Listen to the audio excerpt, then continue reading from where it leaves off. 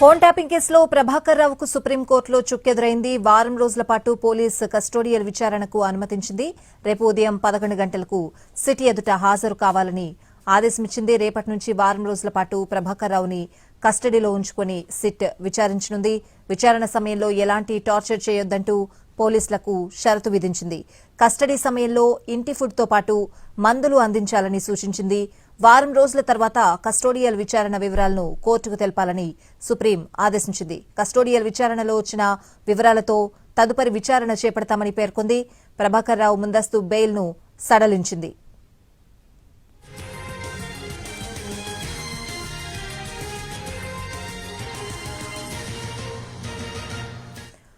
Phone tapping కేసులో ప్రభాకర్ రావుకు సుప్రీంకోర్టులో చుక్కెదురైంది. వారం రోజుల పాటు పోలీస్ కస్టోడియల్ విచారణకు అనుమతించింది. పూర్తి అప్డేట్స్ అడిగి తెలుసుకుందాం. మా crime input editor Ramesh వెట్ల live లో సిద్ధంగా ఉన్నారు. రమేష్,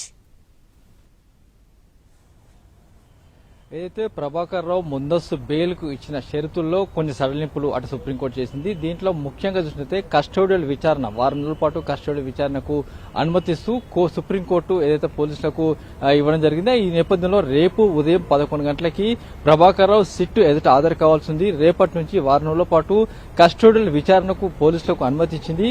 ఈ నేపథ్యంలో ప్రభాకర్ రావుని రేపటి నుంచి సిట్ అధికారులు కస్టోడియల్ విచారణ చేయబోతున్నారు. అయితే కస్టోడియల్ విచారణలో ఎలాంటి టార్చర్ చేయవద్దని చెప్పి పేర్కొనడం జరిగింది. దాంతో పాటుగా ప్రభాకర్ రావుకు ఇంటి నుంచి ఫుడ్ తర్వాత మెడిసిన్ కూడా అందించాలని చెప్పింది. అయితే ఈ వారం రోజుల పాటు ప్రభాకర్ రావు సిట్ ఆఫీసులోనే ఉండబోతున్నాడు.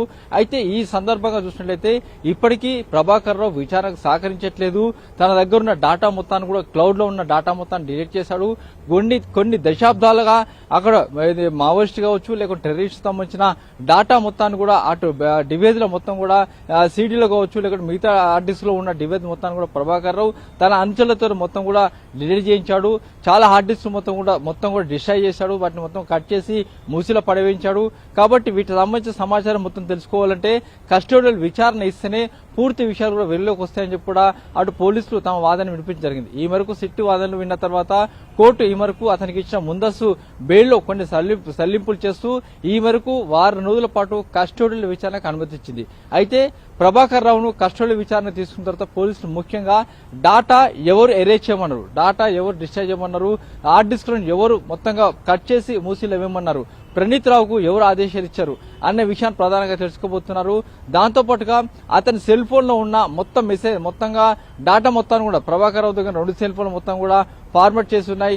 ఆ ఫార్మాట్ చేసిన డాటా ఎప్పుడు చేశారు, ఏ విధంగా చేశారు, ఎక్కడ చేశారు, మీరు సెల్ ఫోన్లు పోయినాయని చెప్తున్నారు కానీ మీ డాటా మొత్తం కూడా ఎరేజ్ చేశారు. కాబట్టి దానికి సంబంధించిన డాటా రిట్రీవ్ సంబంధించిన విషయం మొత్తం కూడా అడగబోతున్నారు. దీంతో పాటుగా అతని దగ్గర ఉన్న ఐఫోన్ సంబంధించిన ఏదైతే లాక్ని ఇప్పటివరకు అటు సిట్ అధికారులకు ఇవ్వలేదు. ఆ కస్టోడియల్ విచారణలో ఆ సిట్ అధికారులు సెల్ ఫోన్ ఐఫోన్ సంబంధించిన లాక్ను కూడా ఓపెన్ చేసుకునే అవకాశం ఉంది. మొత్తంగా చూసినట్లయితే ఈ కస్టోడియల్ విచారణ మొత్తం కూడా వారంలో పాటు చాలా ఉత్కంఠగా కొనసాగబోతుంది.